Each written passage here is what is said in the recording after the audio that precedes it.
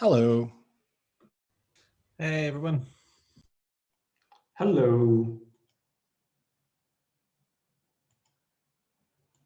I just need to deactivate the waiting room for this thing because now it asks me to enable everyone who wants to step in. So,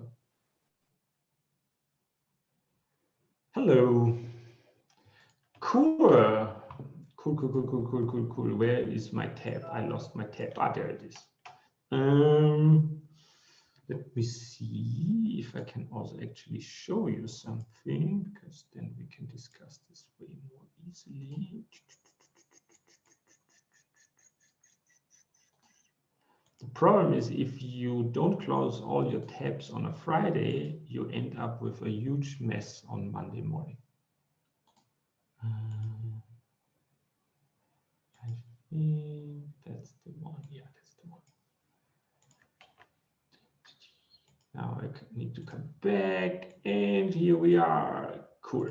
So, I have one topic that I would love to discuss with you all today, because that's one of the main OKRs that we are looking at in the dev sub-department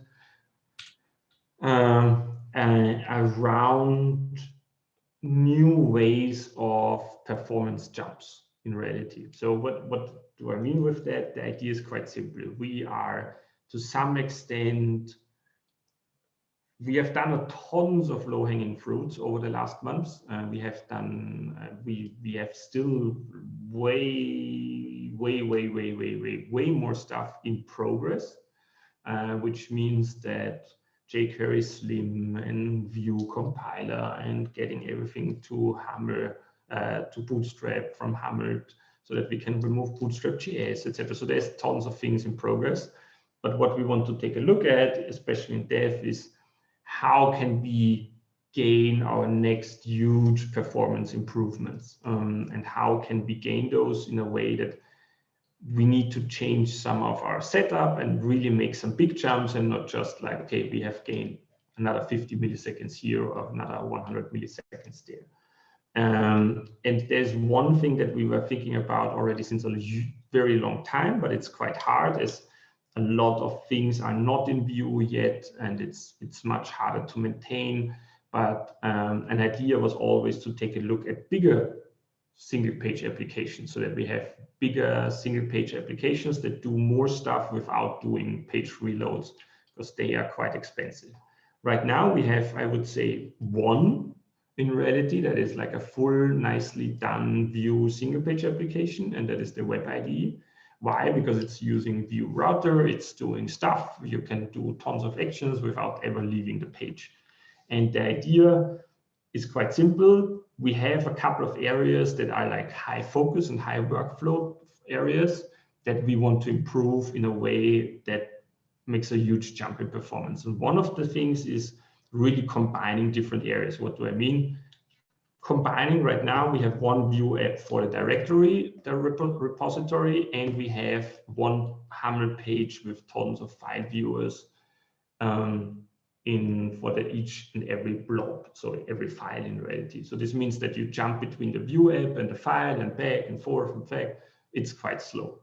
But there it is the easiest areas to figure out something like that, where we can combine the repository view with the file viewers into one Vue app to have something that is much faster and can prefetch and do some more tricks. Because that's the other bigger problem, is that our caching and prefetching is quite limited, simply in the sense that we have a lot of zero caching and we can't cache too much. So the idea is to combine those two and figure out, okay, does this really improve performance? And if yes, then we will push way more on combining in the create area, like the MR page with MR lists and perhaps some more, so that we have bigger single view applications, but also quite the same for issues. Issues, classic thing, boards and issues, and lists and issues. So if you could jump between those two without, like, the target is really that you click on a link of an issue and 100 milliseconds later you see the whole thing and you can interact with it. That's where we want to go. And that's where we want to start this quarter. with the repository view, with combining directory plus file view, to measure this and to really bring us into a situation that we can really compare those two and say, okay, look, this is the current experience and this is the experience we can do quite easily. I have extended the GDK measure, which is like site speed with a site speed script. And that's something I want to dive more into, because the main thing that we have measured so far is most of the time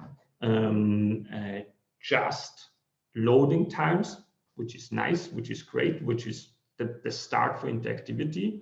Then we have user timing metrics that Dennis has done around the web ID, where this is already possible because we have single page application.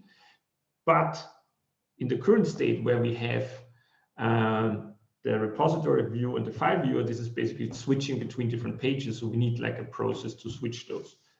And this is the target to measure those two. And the idea is really that you can say GDK measure repo browser, and it will go through the different pages, through the full interactivity, simulate the mouse movements, do the actual clicks on it, and integrate also with user timing metrics so that you get the full flow. And that's my main target at the moment, is to go, you click on a project, you get into the project, you click on one directory, a second directory, and finally on a file at the end, and you scroll to line number 34.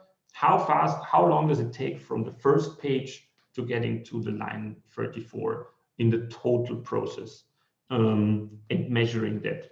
The first measurements are just by element clicking, which is a little bit unrealistic, because one of the other things that I would love to see is that we integrate like mouse over prefetching, so that if you already hover with the mouse over a link, that we already start preloading that file, for example, or like the data of the file. Another thing that we can also improve that is literally the file itself. Right now, we are doing all the line and code highlighting on the backend. We even had some outages just 2 weeks ago, which was a 600,000 line file was bringing down a couple of nodes in our server system, which means that you can have like a 2 kilobyte JavaScript file will create 50 kilobytes of formatted API response.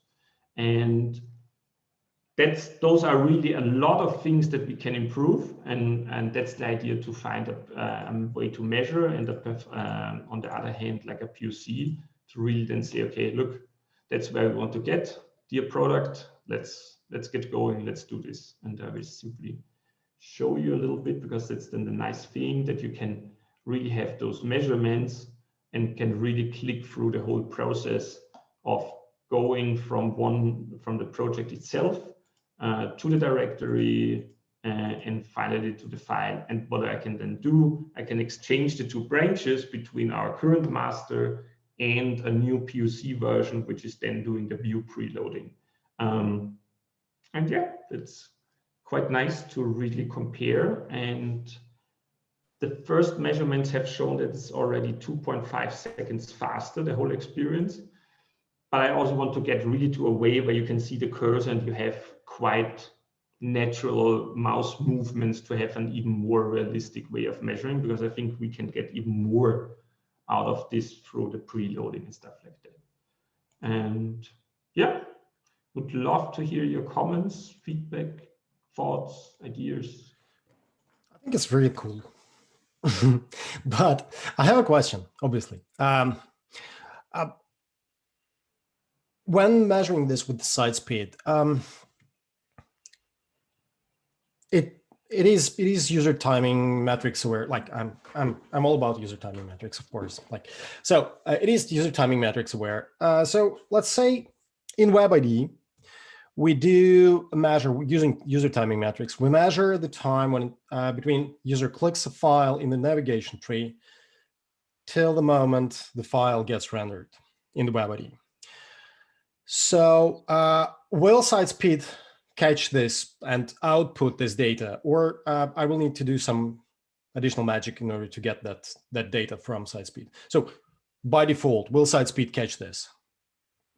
The user timing metrics, yes, it will also record additional the user timing metrics. And what I want to combine is that I have later the video plus the user timing metric, so that I know, okay, the rendering of the directory took that long, the rendering of the file took that long. So that's the idea, that it combines those two. The problem really here is that I'm comparing like classic clicking through pages to one single page application. I can't compare this without those site speed scripts. And what I'm currently trying is to have a way that we can simulate also the mouse movement, but for the rest, it's classic Selenium. It might be even something that we take a look that we can run this also in RSpec, but then we have a really quite nice way to simulate those. And then the next step is talking to UX and the data team this week, figuring out what are the 10 most used workflows in dev that UX has defined, that the data team is defining by the results from statistics, and then model them in the GDK through site speed, so that we can measure locally if we are doing some changes, if we are doing some really bigger architecture changes. And that's where we want to go, because if we have a single page application, we can do way more. Classic topic is that we do hard caching in the browser of your board, and the next time you hit the board, we simply render the last state that you had in your browser cache and then diff against the server and then move the stuff around, so that you can get quite the same to an issue, that you already see the content of it, but then in the background it checks if something has changed, so that you can have an experience. That sounds like service worker, right? Yeah, exactly. So okay. that's really the next step, I would say. Yeah, I'm still toying with this idea of service worker for WebID, because like we still need to fight that huge LCP for WebID thing, and I have some ideas about how to implement this for WebID, but like getting back to this original question about site speed catching the user timing metrics between like not on the load, but between like routes or between actions. So WebID is already single page application, right? Yep. So let's say I want to measure the scenario where I open one file, close it, open another file, close it. Or I open one file, I open the second file, and then switch tab to the first file. So there will be a bunch of user timing metrics, and some of them will be the duplications, kind of like, you know, like opening a file is one metric, but we have two files. So do you know whether site speed will give me the proper information about these two different events, or will it smash it together somehow? No idea. Haven't tested it yet. I think that's something we simply or we'll have to figure out. Cool. And what happens. I think what would be perfect for the WebID, what I could see with such a measuring method, is a real workflow of a user, in the sense of you go to GitLab, you go to your main project, you click edit on WebIDE, you open a file, you change a line, you commit it into an MR, you open the MR. How long does it take from getting to the project to seeing it in an MR? Because then you're really measuring not just something in the WebIDE, you're measuring really the action that the user will experience. And I think that's where I want to get to. What are the 10 most used or most done things by our users? Because if we improve those, they will feel it for real and instantly. And then we can model and do all the magic tricks around that, I would say. So another thing that I want to figure out with the data team and with telemetrics is to have a better understanding. My gut tells me, and some very old data has also shown, most of the users are accessing 3 to 5 projects. That's it. They are not browsing around and like, oh, there's a project, there's a project, there's a project. So these most used projects that we have in this dropdown, why can't we also use that to already load data? So you hit GitLab, service worker kicks in and says, hey, here I am, user XYZ just landed on GitLab. Let's preload your 3 most used projects. Let's preload your current master tree. Let's preload your current issue list and stuff like that. So that if you click on it, you're not actually going to the server and doing the whole la, but you are like instantly there. And might be something worth to investigate, I would say.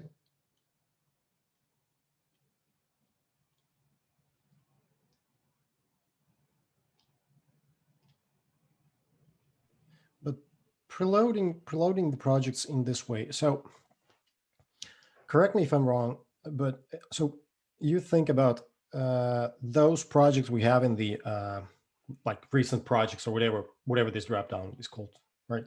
So we preload data, right? So we're gonna cut this this route when user clicks and then goes to the project and then it gets fetched, right? So we prefetch the data. We do not process it in any way. We do not like do like preload resource hint or anything like this. We just prefetch the data, right? Yeah. Okay. Yeah. Got it. That would be the idea. So that I don't know, if the data team tells us, look, what 80% of the users normally do is simply they come to GitLab, they click the merge request page, they click on one of those merge requests. That's what they do most of the time. Yeah, then let's take a look. Okay, as soon as a user hits our domain, then let's preload your merge request. Let's preload the merge request with the last activity, because it's most probably the one that you will look at the first if the data tells us that this is something the users do. And that's something I think worth investigating, to predict a little bit what the user will do. And if we have a service worker in place, we can use that to actually load data and have the data ready. And then just, if we have a cached version of our view application and we have the data ready, that this should be able to render in literally 100, 200 milliseconds. The problem to some extent is that we have the issue page right now, the discussion thingy takes, on some issues, on some merge requests, 5-6 seconds to load all the discussions of one thing, which most probably haven't changed at all between visit A or visit B, or when you reload it and stuff like that. So I think there's a lot that we can do rather in working as an application and looking at what a user might do and working with that. And I think we are just at the beginning, and those might be then the real next big jumps. And that's really the target where I want to get to. Yeah, exactly that. We are just, even with the what Lucas wrote with loading all those collapse discussions, we are loading literally everything, and we are polling literally everything in the background, and we are literally converting everything. We are doing very heavy markdown rendering.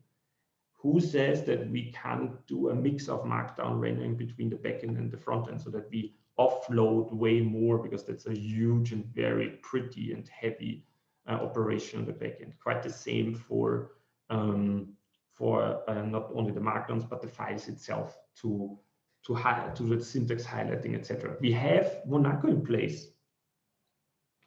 I think it's totally worth trying out if we just load the 2 GB file and send it to Monaco and let Monaco do the syntax highlighting, rather than sending it through tons of things on the back end. And we have even as SVG that we render per line every time into the HTML, and we have a span almost for each and every character, etc., etc., etc. That's huge DOM injection, huge DOM setup that is most probably not really performant, because we are doing a full flush into the browser and not like a bit by bit and huge flush. I mean, 2 but kilobytes. we don't think that Monaco is a very performant thing, do we? I think it's still way more performant than flushing one huge DOM tree into the browser without any.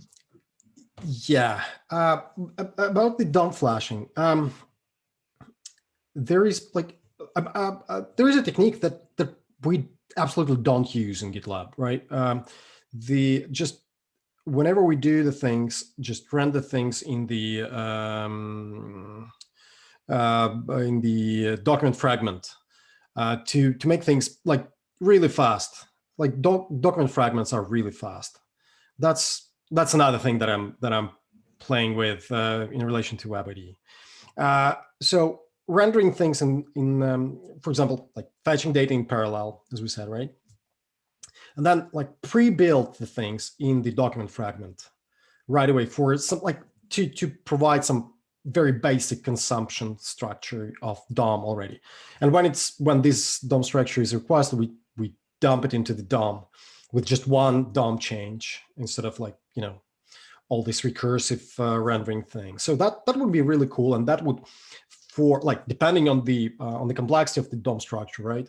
That might give really significant performance improvement, especially on the merge requests with a lot of comments. That would give a really good boost, I think. Yeah, that's exactly also something I want to try out. If you hit a block with 5,000 lines or so, I mean, this is one huge DOM tree that we just dump in there. We don't have virtual files, a virtual list. We can't do that because we just get one thing from the server and we just dump it in there, which is, let's say, 95% of everything that we then insert will never be visible in the first place to the user. And that is something for sure that Monaco is doing much, much, much better, because it knows what the user sees, etc. And but that is exactly what we could try out with exactly this full site speed IO scripting measuring, because we can really measure like the full workflow between version A and version B. The other question that I was looking into is if we should already take a look if we make some more global methodology for testing side by side, because right now what we have is feature flags. We have feature flags which are fantastic and they make a huge difference. We can roll them out to users, to groups, to projects, to 10%, to everyone. Perfect.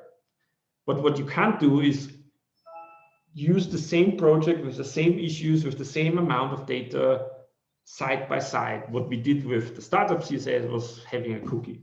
So, or like a request query string parameter. So that might be really. Do you mean something like A/B testing? Not A/B testing. It's like testing against the same data, against the same project, with the same stuff, with method A and method B that we have implemented. So if we would roll out like a full view repo browser that does everything, I want to test the GitLab, the website project, with the old method and the new method at the same time, so that I can run site speed once like this and site speed once like that, without changing any feature flags, without just doing anything, but rather like a query parameter. It's like a this is this is a very, very cool idea. And remember, I think it was back in November when I demonstrated that script that I had for running the user timing metrics that has never been published, and I had never time to actually publish it, but I will have to do it soon. So in that script, I actually have the possibility to, so technically for my different scenarios, I create different branches.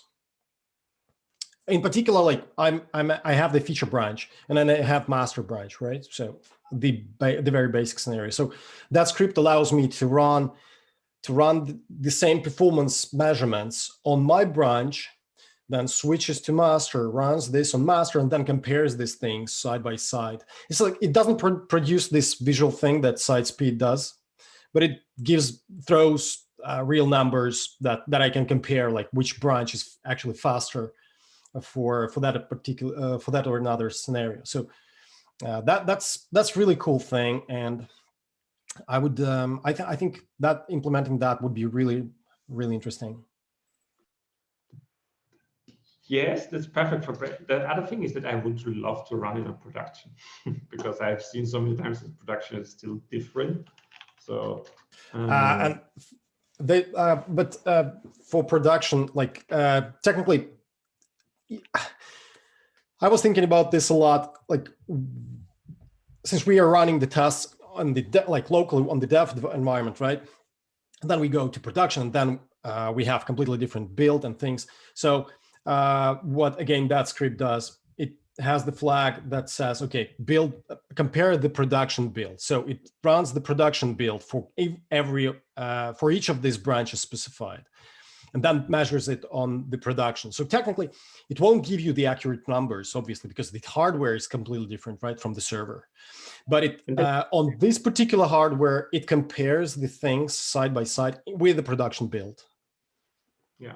The problem is also not only hardware, but simply the amount of data. So this means that some of the calls are simply performing way different from the backend on production than locally, because simply the sheer amount of data that we have there makes the huge difference in timing. And then suddenly you have a setup where this call takes so much longer that everything that you have improved in parallel to that will never have any improvement, because it doesn't matter, because this one call is still taking 5 seconds or something like that. So that's, yeah, that's why perhaps it would be nice to have something to do.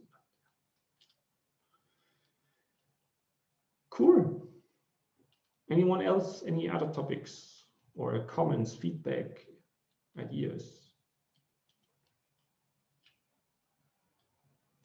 Nope. Yes, quick question regarding our site speed performance thingy. We are measuring, some team is measuring the team YAML, and we're going to remove the team YAML at some point. Like I think some team is using the team YAML to see the performance. It's in site speeds, it's in some dashboards. I saw it while globally searching code, and it seems like Dennis is nodding, so he probably added it. Yeah, I've added it for WebID, but with removing it, this instantly solves our problem of performance on WebID, because this is exactly the route that messes up the numbers for us. So no, yeah, all for getting rid of it. No, what I just wanted to say is, like, we probably, if we want to measure against like a 20K file, it probably makes sense to create a test repo to put it in there, and yeah, to see how the performance is. Thanks. I mean, if you now want to check, there's another great example we could check in WebID, by the way, and it would be opening one of the images from the team images folder, because there's like 1,300 files in there, and WebID takes like 2-3 seconds just to load the folder. Yeah, the problem is that then we do not load the editor, right? Like for images, we don't load the editor. We load the viewer of the image. It's binary file. We do not load the image. I just meant there's probably enough we can test, but it probably makes sense to move a few of these things to a project, because even with the team YAML before, it could have been that you suddenly have a performance impact because we onboard like 100 new members or something like that, right? Right. You can't even compare from one week to another. So yeah. Yeah, makes sense. Makes sense. Yeah. Should I think I created an issue for it. Should I assign it to you, Dennis, because you know where to update it everywhere, or is this something we need to figure out together? Yeah, you can assign to me, no problem. Cool. But I will not get to it before 13.10 or whatever we have after 13.9.